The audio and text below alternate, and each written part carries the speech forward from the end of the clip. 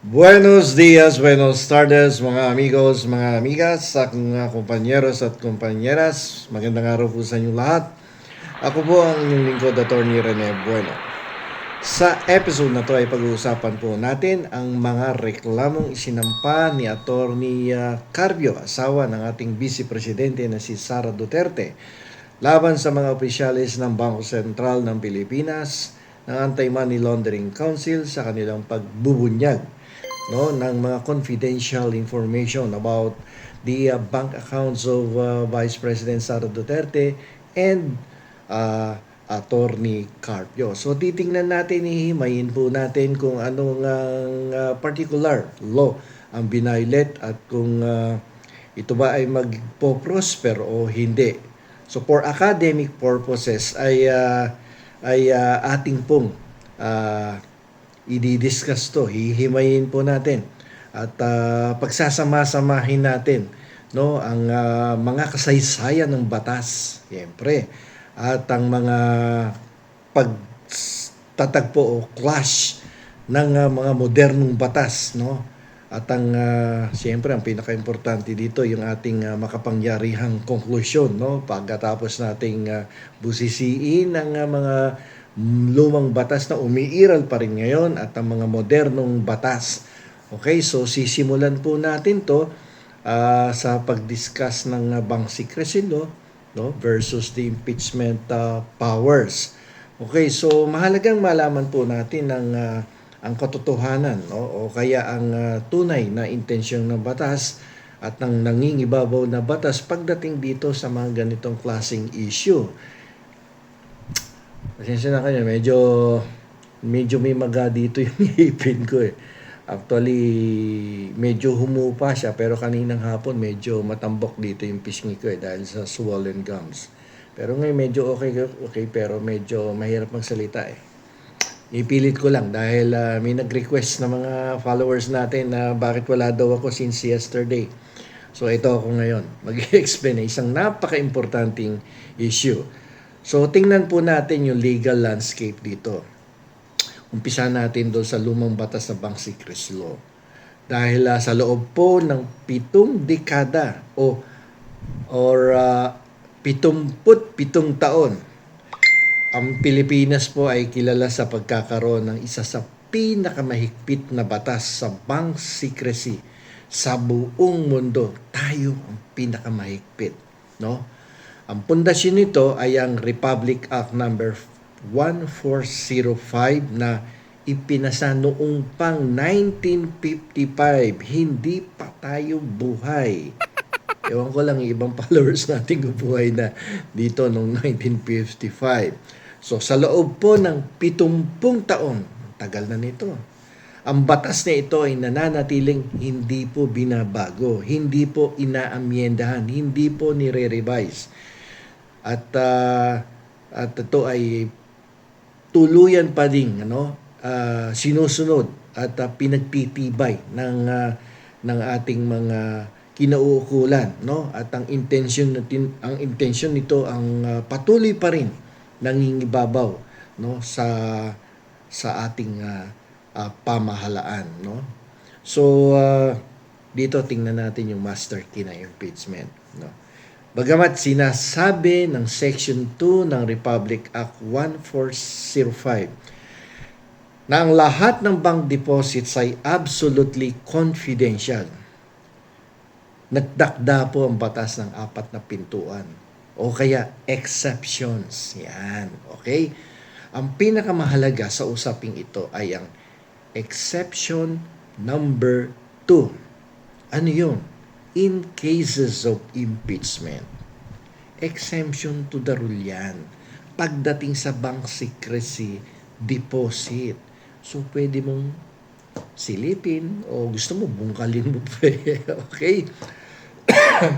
So pag-usapan natin, dahil ang impeachment ay isang constitutional process upang panagutin ang mga matataas na opisyal, binibigyan ng batas ang Kongreso ng master key upang masilip ang katotohanan sa likod ng yaman ng isang opisyal.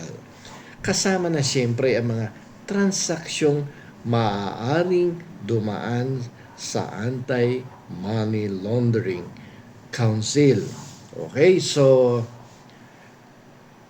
since ini-invoke ni Carpio itong Anti-Money Laundering Act, pagtapating kaya natin itong Republic Act 1405 versus Anti-Money Laundering Act.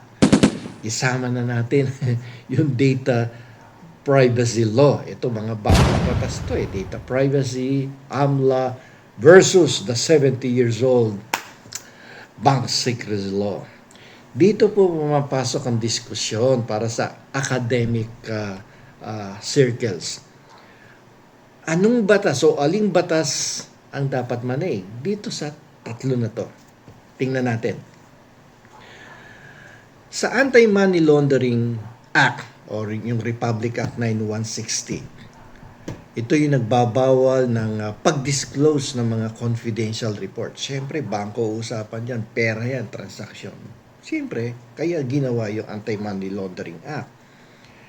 Pangalawa, yung Data Privacy Act, yung 10173. Ito namang batas na to ang nagbibigay ng proteksyon sa personal na impormasyon ng individual.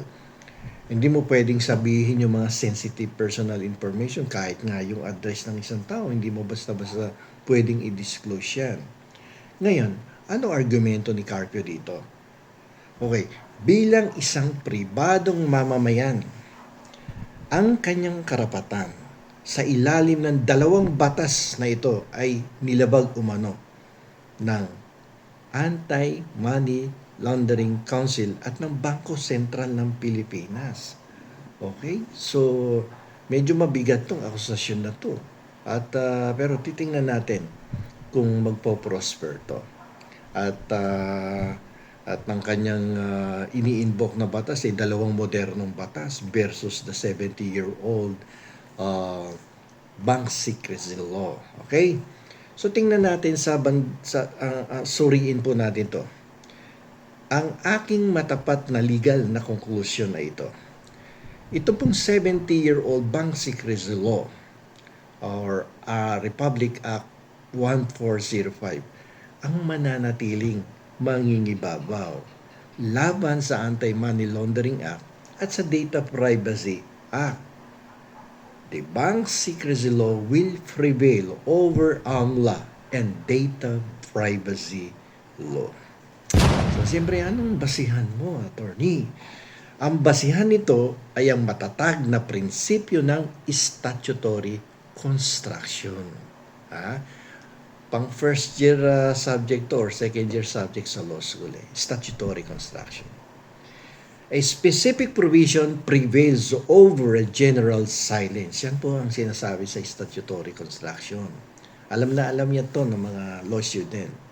Habang ang AMLA naman at Data Privacy Act ay mga general laws na nagpoprotekta sa privacy sa pangkalahatang aspeto.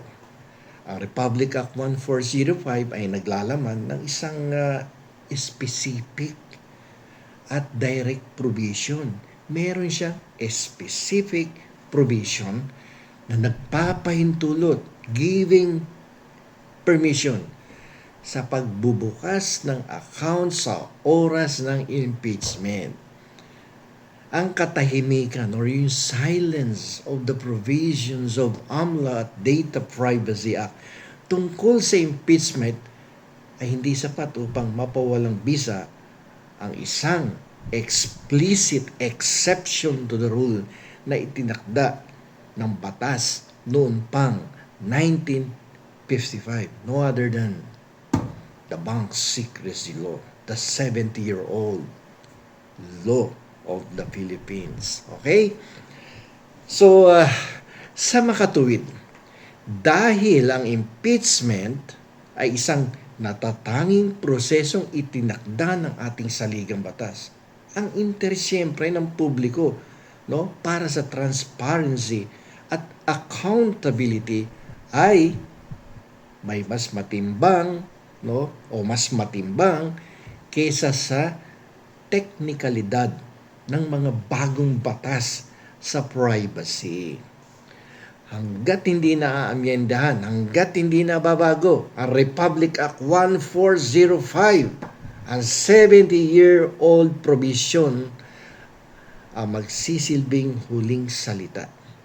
Ang impeachment ay mananatiling limitless doorway na hindi kayang harangan ng Anti-Money Laundering Act at ng Data Privacy Law.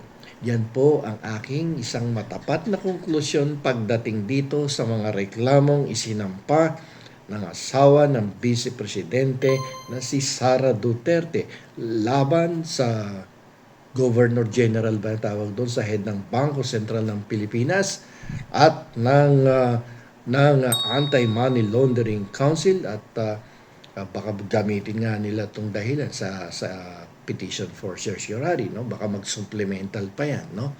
At hindi na natin palalawigin yung usapin, baka mamaya minsan napapansin ko nakakakopya pa ng impormasyon dito sa ating YouTube channel. Yung ibang lawyers lang naman na lumalaban sa administrasyon. Pero hindi ko naman sinasabing kinokopya, no? No, baka pwedeng nakakakuha ng idea. Okay? So anyway, no, at least kahit pa paano nakakatulong tayo sa kanila. Okay, so hanggang dito na lamang pumuli at sumasakit na aking bagang dahil sa swollen gums ko.